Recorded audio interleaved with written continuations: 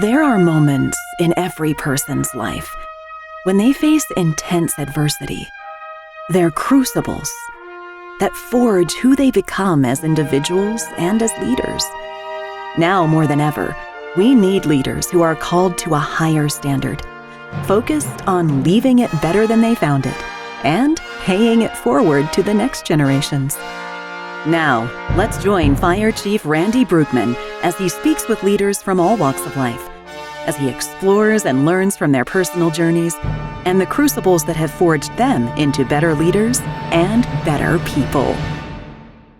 Welcome to another episode of the Leadership Crucible podcast. Today it's my pleasure to have on Dr. Murali Krishna, who is co-founder and president of the James L. Hall Jr.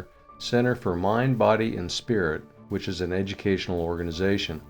Dr. Krishna still manages to find enough hours in a day to serve on many professional and civic organizations, boards, and committees. He currently serves as a president of the Oklahoma State Board of Health and a founding president emeritus of the Health Alliance of the Uninsured. He is a clinical professor of psychiatry at the University of Oklahoma Health Science Center, Department of Psychiatry and Behavioral Health Sciences. Dr. Krishna is committed to improving the health of people in his community. Dr. Krishna is a motivating and engaging speaker on mental health and mind, body, spirit, and medicine topics, and is often interviewed by television and print news organizations for his expert opinion on mental and emotional health issues. Dr. Krishna, welcome to the Leadership Crucible. It's just an honor to have you on the show today. Thank you. I'm glad to be here with you, Chief Randy. Oh, thank you so much. Now, Doctor, I know you were born and raised in India, and can you tell us a little bit about that experience and how it helped to shape who you became in your life? Thank you. My birth in India and growing up as a child and a youngster has been very touching in many respects. The first part was one of happiness of childhood, the innocence of childhood, and the playfulness of childhood, and learning about the world around you. And one of the key factors for me growing up was the family. Mm-hmm. Much like anywhere else in the world, the family becomes the primary factor that helps you shape who you are, and then the neighborhood. And the Indian families have extended generational relationships. It is not too uncommon in those days to have parents and grandparents living together, along with the grandchildren in the same household, and influence each other and be there to support each other and offer a sense of security. At the same time, give an umbrella of wonderful, great, growing atmosphere. Mm-hmm. With a lot of love and respect for each other and caring for each other, and lots of joy. So I was born in a middle-class family, and we did not hurt for anything. We did not have any savings, but we did not hurt for anything. We had adequate food. We did not know that we didn't have anything. And emotionally, very well supported, a very loving mother and a loving father. And my mother and my grandfather, who was extremely loving and kind and compassionate, they shaped my life in many, many respects in my childhood. And even today, I hear them influence me. I feel their spiritual presence in every walk of my life. So first part was fun and games and playing in the neighborhood, and we played on the streets. At that time, there are not that many automobiles in our neighborhood, not at all, until I grew up into 9-10 years old. And so we played soccer, at first with tennis ball, then with real soccer ball. And then cricket is a popular game in India. People are crazy about it. We played that almost every day. And then ping pong. Those three are what I was involved in very actively. I played more than what I studied. And I had lots of friends, and we had fun experiences. And every summer was even more fun. When the school closed, we almost had between 2 to 3 months of summer vacation in India, maybe because of hot days, they gave more time for us for some reason. and we would go to our grandparents' house. My parents would ship them off, ship us off in the train, and my grandfather used to smile and receive us and say, "Remember, in life, you have a guaranteed return ticket. So you have fun while you're here because you're going back there. But in later life, he told me that that's also, a symbol of, how we all have a guaranteed return ticket to the heaven. That our days here are very precious, very limited. They're not unlimited like most of us, believe at some point in our life, until something happens and we realize, my goodness, life is very limited. So at our grandparents' house, that was the most fun part of my life. We would go early in the morning, and our grandfather would take me and my two sisters and other cousins that would come there. Very early morning, he would take us for a nice, beautiful walk to his mango gardens. And it was almost like an hour and a half, 2 hour journey back and forth. And he would visit with everybody on the way, and with a beautiful smile, and have little conversations. And we'd go there, spend time in the gardens, and pluck some fresh fruits and eat them and bring some home. And he would tell us stories, and he would tell us about his experiences and the great ancient books from India. He used to talk about them in a way a child could understand, and the lessons to learn from them. It was really totally, he was teaching us a lot without making it look like it was a lesson. Yeah. That's the beauty of his influence on us. And he would do something what we call meditation now, but I didn't understand what he was doing in the beginning. I would sit in his lap and watch him take various types of calm, deep breaths. And I used to look up and wonder what's going on up there. And he was a peaceful man, quiet and peaceful man.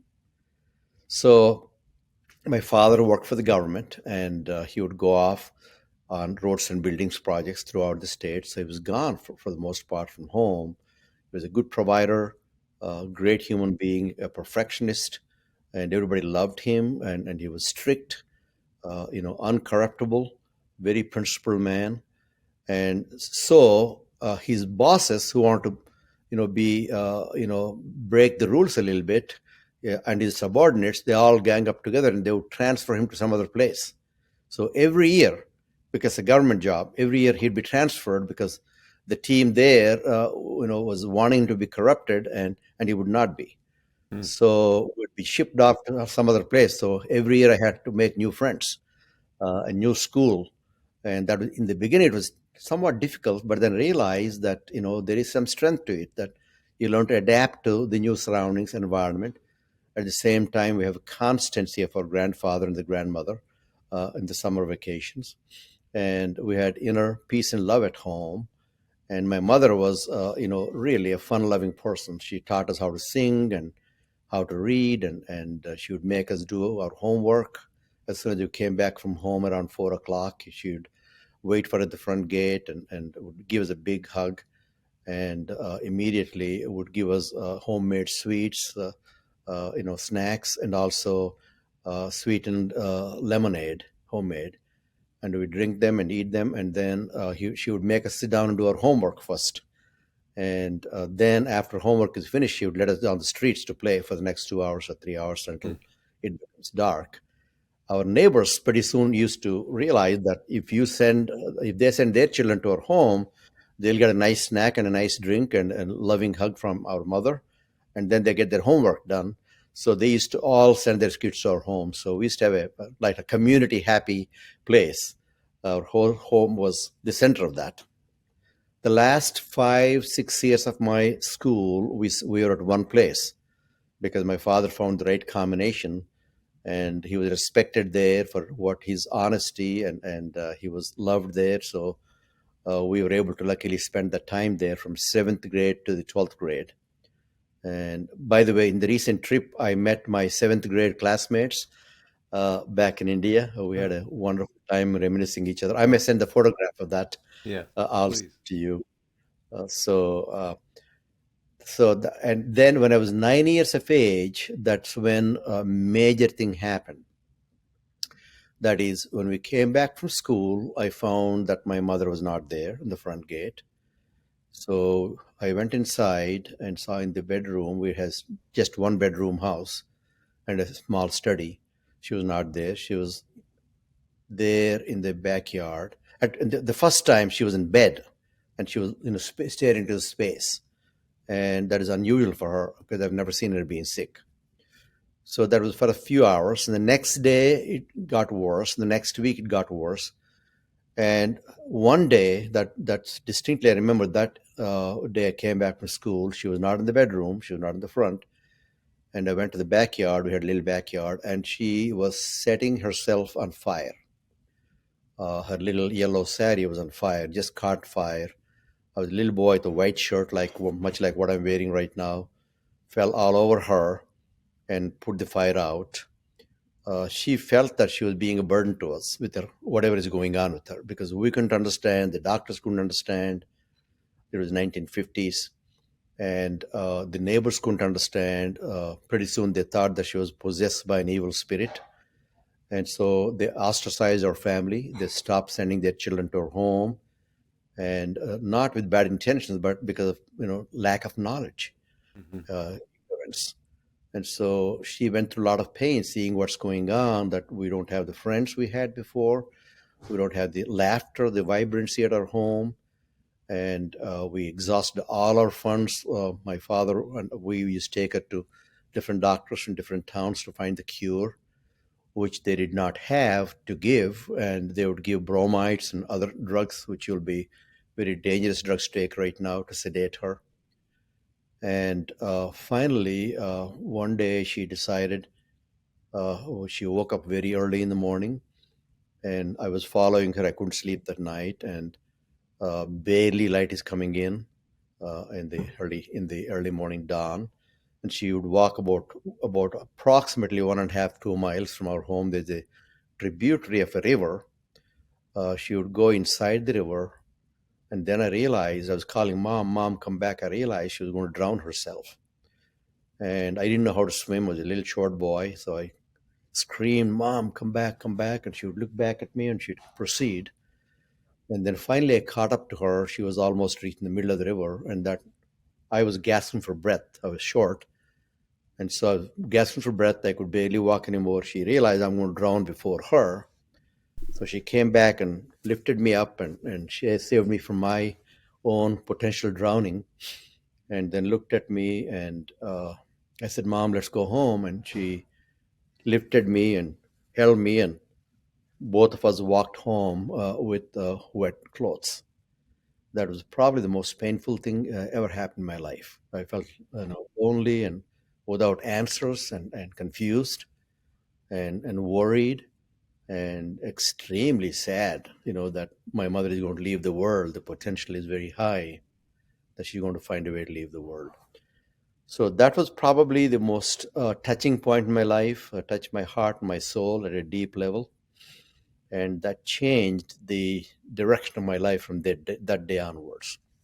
Well, the impact of your mother's health issues really did set you on a path at a young age to, You're right. to really start to address the whole mental health issue that we still have today in society. And That's could true. you speak a little bit about that journey? Because it's fascinating. Yeah. Until that time, I used to play with the mechano sets, erector sets, building engines and fire trucks and planes, and I could build a lot of stuff. The big set I bought, and my grandfather actually gave it to me. And he used to dream about being an engineer, automobile engineer, and then space engineer. Then my grandfather had friends, American friends, missionaries, who used to talk about the United States and how it was evolving in the 50s. So I used to dream about going to the United States and work with some kind of a spaceships in some agency, because my grandfather taught me how to the most honest nation on earth, most giving and most spiritual nation on earth. And if you want to really go up in life and achieve your dreams, you need to go there. So that changed that into becoming a healer, becoming a doctor, because I didn't know what's wrong with my mom. I knew she did not have a spiritual problem. She's the most loving human being I've seen. So I thought there's something wrong with her body. I did not even have a concept of the brain at that time. So I went to study hard, and at the age of 15 and a half, I was accepted medical school because of my good grades.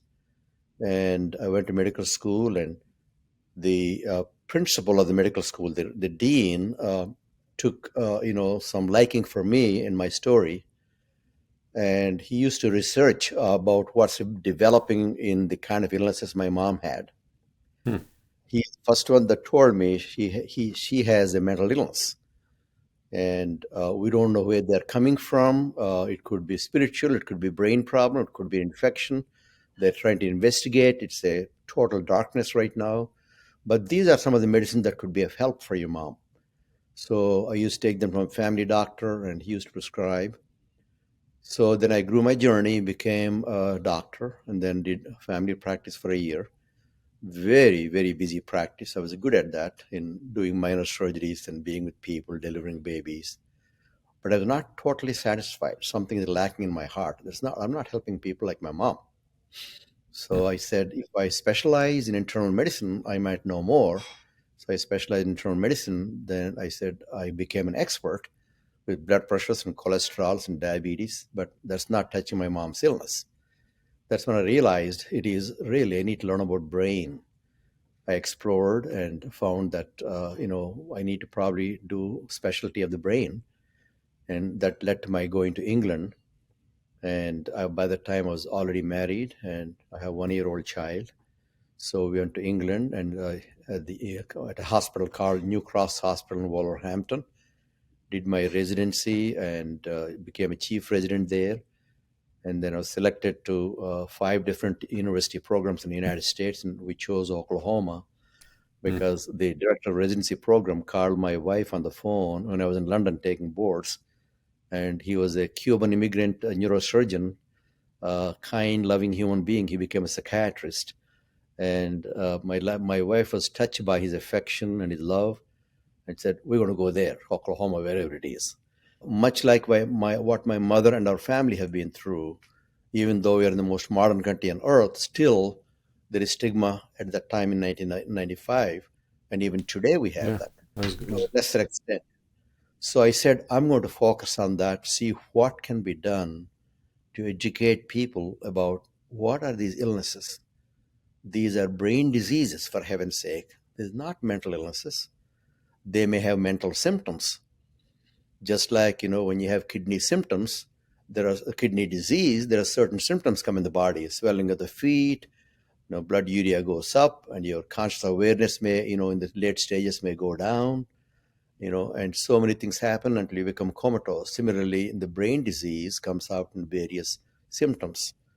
And whether there's depression or anxiety or schizophrenia or bipolar, these are genetically based diseases of the brain. And alcoholism, addiction, they all fall into the same category. Due to ignorance, they thought they were mental illnesses or illnesses of the spirit. There's nothing wrong with their spirit. Even the most spiritual human being can become mentally ill. Mm-hmm. Even the most religious person can become mentally ill. And that is, even the richest or the poorest person can become mentally ill. It's a genetic predisposition under right circumstances could trigger the disease. In my mom's situation, I learned, hindsight, she has a severe illness triggered by the seasonal changes. This is called seasonal affective disorder, SAD. During the winter time, at certain parts of the world, when there's not enough sun coming in that the person needs, then certain changes happen through the eye in the retina with melanin stimulating hormone, and that causes brain changes that results in severe depression, which could reach very severe psychotic proportions. That's how it started for her. Today, with the illness, within 2 weeks, we can get the person get better. Within 1 week, actually. Yeah. The right light treatment and right medications and right therapy, they're up in their feet. In 2 weeks, they're done, and they know how to prevent it next time. I wish we had that knowledge when my mother was growing up, but we did not have the knowledge. So that's an example how stigma, lack of knowledge, lack of awareness leads to misunderstanding and mislabeling of that condition of that individual and mistreatment by society, by all aspects of society. So if somebody's listening to this podcast and they may be struggling with some behavioral mental health issues, or a family member's listening to this, what would you share with them? I would share with them that, number one, do not feel ashamed. Do not believe it's a spiritual problem or being bad or being sinful or you're having bad luck. No, it's a biologically predisposed disease working through the genes. At a certain age, certain illnesses evolve due to certain factors. And these diseases need to be properly diagnosed by a specialist and then properly treated. Some of the diagnosis may involve interview and certain psychological testing, certain blood tests, certain brain scans with the evolving field, certain genetic tests. But you go and get the evaluation done, correct diagnosis made. Once the correct diagnosis is made, go to the very qualified person for treatment. Get some good recommendations. Get the biological treatments you need, the medicines and the other treatments. But also don't ignore psychotherapy, because there are ways in which you can learn coping skills that are as important, if not more important, than the medicines and the other biological treatments. They work in conjunction with each other. And in fact, when both modalities are applied properly, and also the family understands and supports them in a proper way, the chance of preventing relapses goes higher and higher and higher. For the most part, they can live very normal lives. And the reason a lot of people struggle is because they don't get the proper diagnosis and proper treatment, and they have recurrences. And I'm talking about the family being involved is very important, because in preventing relapses, family plays a very big role. When you have a psychotic disorder like schizophrenia or bipolar disease, when you have episodes where one may not be in touch with reality, we need to have somebody we trust acting as a guide for us, like a bridge, that tell, hey, Johnny, you're having some symptoms, you're having some issues. Let's go to the doctor. Let's call the doctor, see what he needs, what he's going to advise. Or let's call the counselor, take their advice. When you don't have the checks and balances of a good friend or a family, a relative, or a social worker, then you travel alone. Traveling alone is a very, very difficult path. In our nation, we have the most loneliest people in the world, in spite of our advance in the universe, the most advanced nation on earth. We have more people, more elderly people living alone than anywhere else on earth per capita. And the loneliness is a big factor. Loneliness is a precursor for many diseases, including psychiatric illnesses, including heart disease, including cancer, including obesity. So it's good to connect with each other. It's good to have that connection, family, friends, neighbors. That's going to be an important part, as important as the psychotherapy and the biological treatments. So have hope. You don't have to be ashamed of them. Just like if you have diabetes, you won't be ashamed of diabetes, would you? If you have bronchial asthma, you won't be ashamed. If you have COVID, you don't feel ashamed. These are biological diseases, and for whatever reason, we have more proneness than an average person, maybe. And so almost 1 in 2 people in the world will encounter a brain disease, either in themselves or their loved ones. 1 in 2 people. Well, and I know you've taken steps to actually address this locally in your own community, and I wanted to ask you about your community health alliance that you've created and the impact that's had on your community. Great. Thank you so much. I have basically connected with all physicians in the community through the Oklahoma County Medical Society, that we used to have doctors from all the hospitals. So that's one place all the hospitals met. Even though the hospitals were competitors to each other, we were not competitors. There's plenty of business for everybody. So we really connected together well. And I I developed a good way of really honestly connecting with people and making people feel comfortable, even though they work for different places, different philosophies, whatever it is. So a group of us used to get together on each project and worked on it until we unveiled on the community. And the first one was the James L. Hall Center for Mind, Body, and Spirit, which I collaborated with Mr. James Hall, who was the Healthcare Attorneys of the United States President, a very, very highly recognized man. And he had lung cancer, and he did not find resources to cope with the emotional aspect and spiritual aspect. So he said, Dr. Krishna, we need to find a resource center. And then we teamed up with Reverend Bill Carpenter, the head of the pastoral care at Baptist Hospital. Three of us worked together for 1.5 years, worked out all the details, met with several people in the community. And then finally, I presented to the medical executive committee and the hospital administration. They approved it. We raised funds, and that center educates our community about the healing power of the mind, body, and spirit connection. What is that connection? How do you access that? What is the science behind it? Where is the research being done? How it can be applied in real life? That's what the whole thing was. 1995, 96, 97 is when we unveiled it. Our first guest was Dr. from Harvard University, Dr. Benson, cardiologist who worked on the natural relaxation response. He wrote a book called Relaxation Response, and about how if you meditate or even take slow, deep breaths, your heart rate slows down, your blood pressure calms down, and some inner healing happens. That is one of the first scientific papers came out. Now we have, at a genetic level, we know what's going on now. It became very sophisticated. So we brought people like him year after year and educated our community, lay people, as well as nurses and doctors. Doctors didn't know about that because they didn't have training in that field. So now most Oklahoma physicians know what mind, body, spirit means. They don't look at you like you're some abnormal person. And so that center is still going on right today.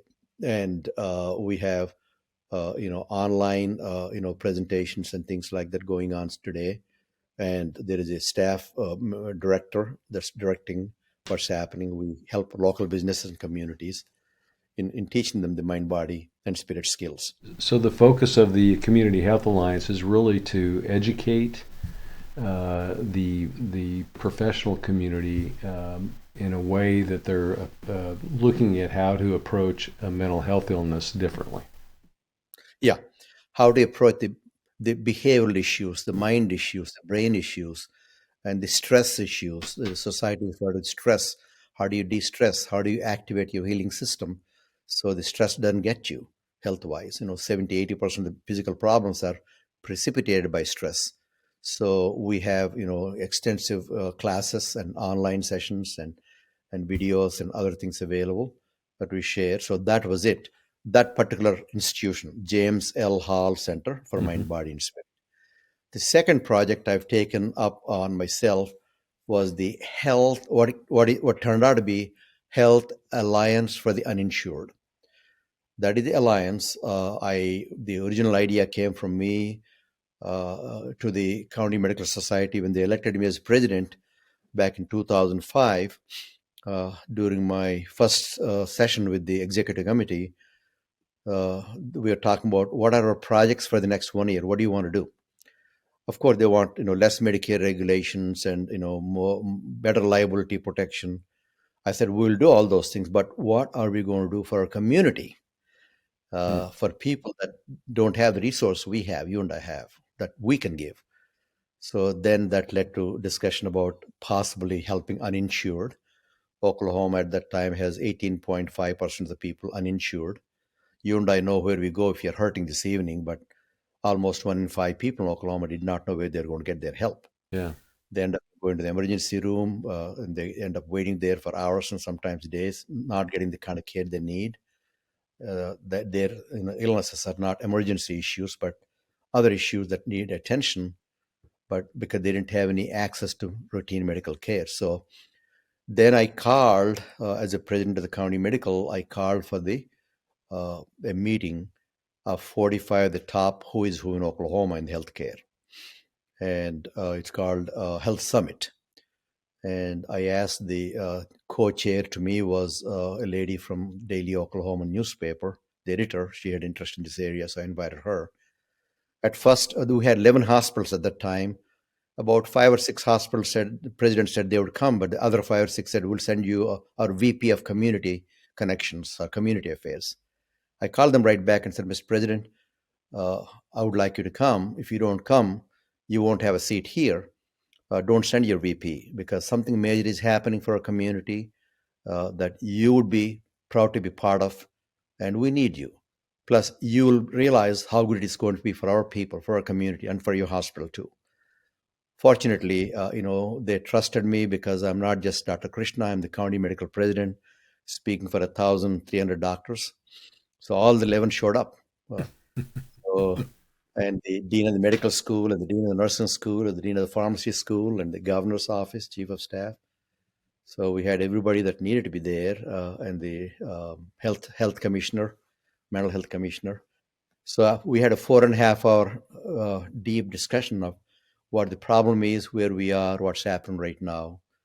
And we, at the end of the day, decided we're going to form an alliance for the uninsured.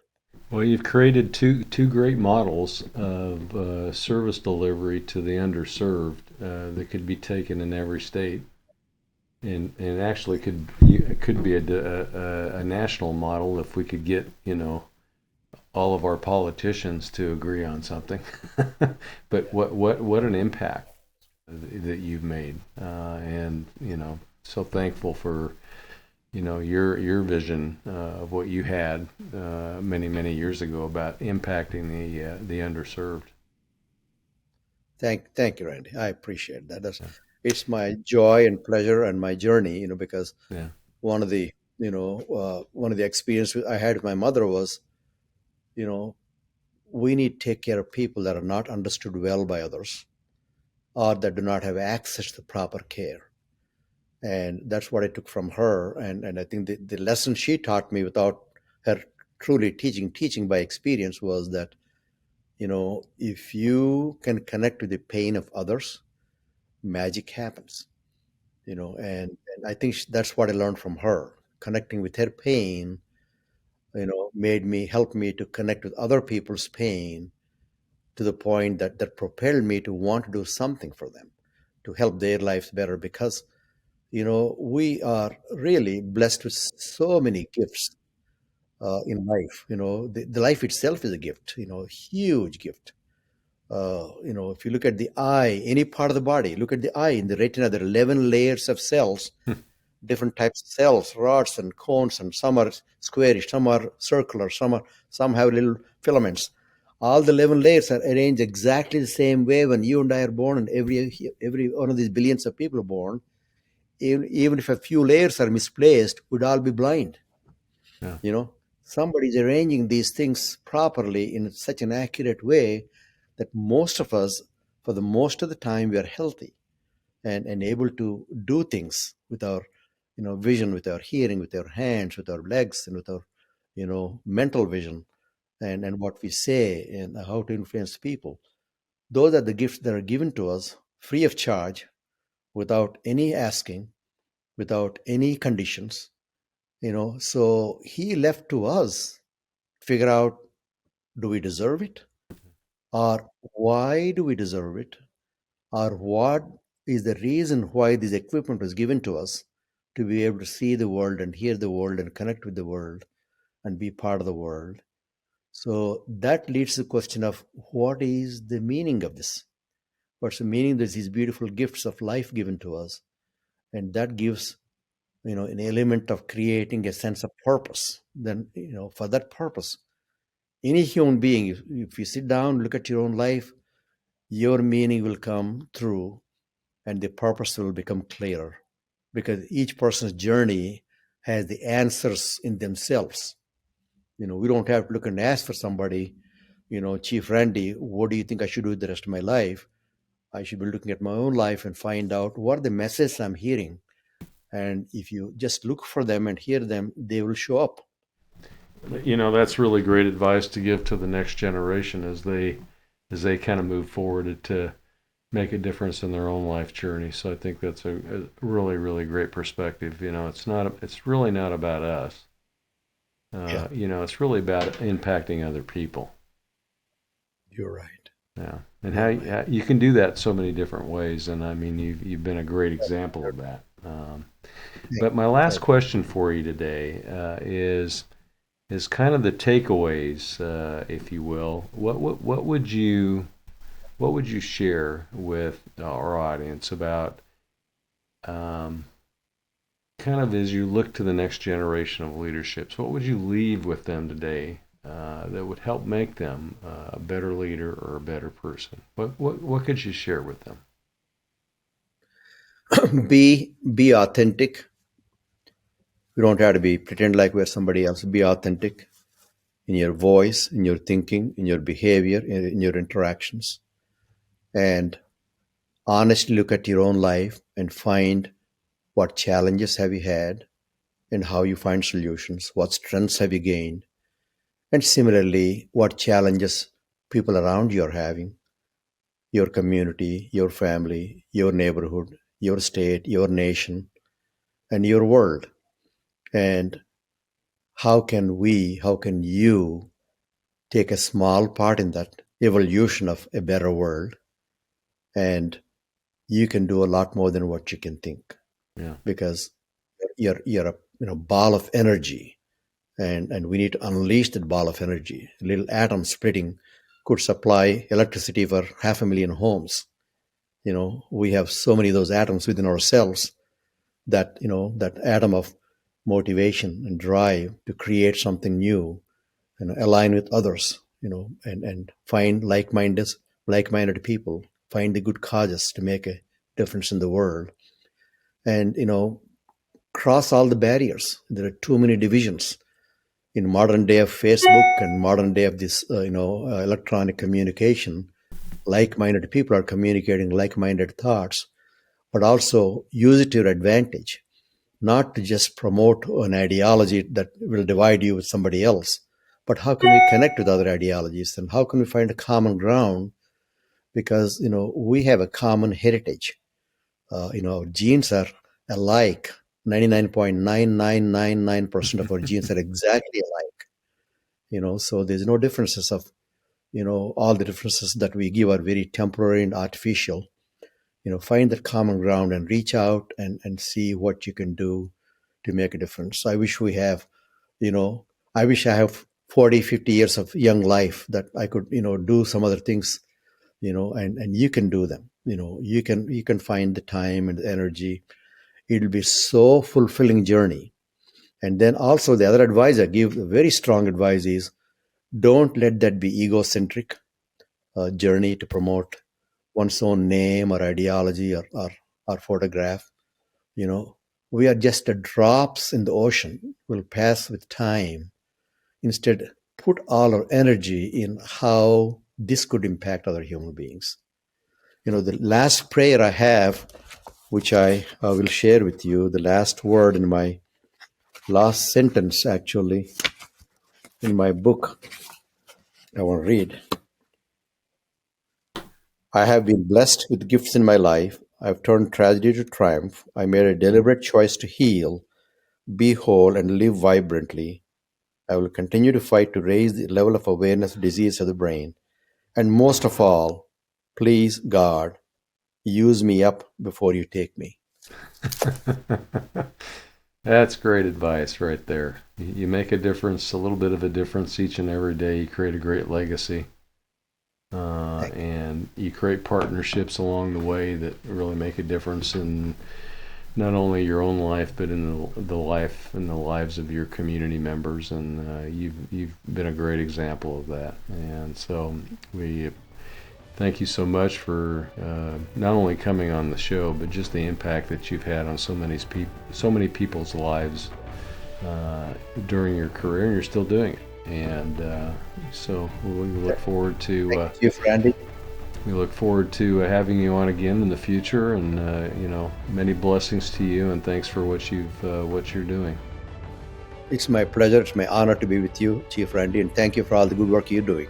You're making a huge difference. Thank you. I appreciate you. Thanks for listening to the Leadership Crucible podcast. If you have a story of adversity you'd like to share, we'd love to hear it. Join us next time as we continue to explore how to live lives of success and significance.